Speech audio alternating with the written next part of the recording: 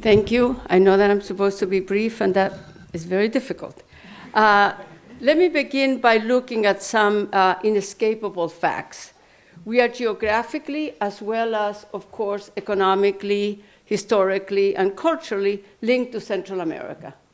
We can't escape that fact. Another contextual fact related to Central American migrations is that the United States intervened in Central America during the Cold War, providing billions of dollars and military training, while paying little attention to the devastation and horrific human rights abuses, as well as the massive population displacement during this conflict. In effect, during that period, and what we have today, we're seeing today, is a lost generation, sadly so.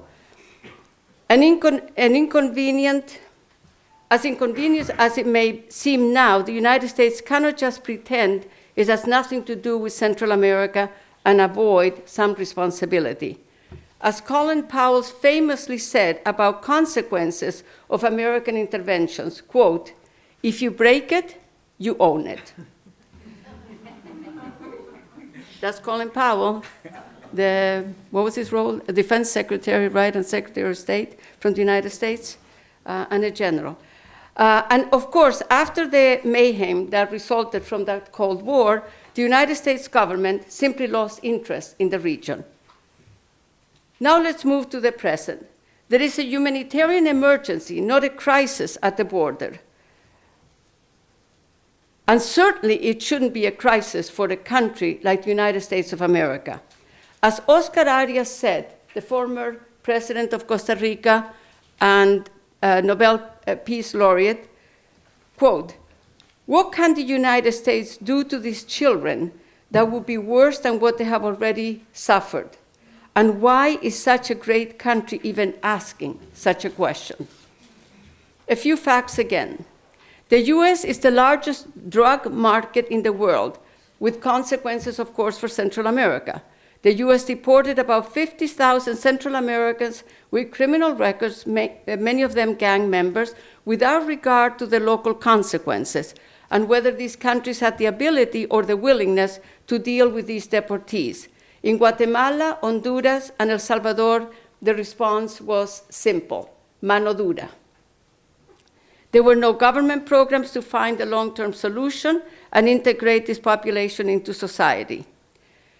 So what is Washington's response to the influx of young people to the United States today? This is being described as a huge political issue, an enormous country. Is this a common response around the world when confronted with massive refugee population? Let's look at Mexico. In 1939, Lázaro Cárdenas encouraged and welcomed more than 30,000 refugees from the Spanish Civil War. In the 1980s, it had over 100,000 refugees from Guatemala, and of course, also exiles from Chile and Argentina.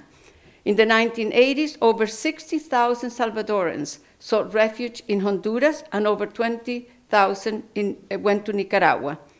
Right now, today, in Lebanon, a country of 5.8 million people only, has over 1 million refugees from the Syrian conflict. That, I think, we may want to call a crisis, but not what's happening at the border here. The world today has over 10 million refugees. But in the United States, these thousands of kids are viewed as a huge problem. It is so exaggerated, one gets the impression that the United States of America can't handle it, and it may need the UN to come in and give us a hand. Finally, I want to underscore once again that the US is not an innocent bystander in this situation. The US must protect these children and follow national and international laws pertaining to refugees. And it must responsibly respond to conditions in Central America, given that background and that connection to Central America that I spoke about. Only when families see a future for themselves and their children in their home countries will migrations north subside. Thank you.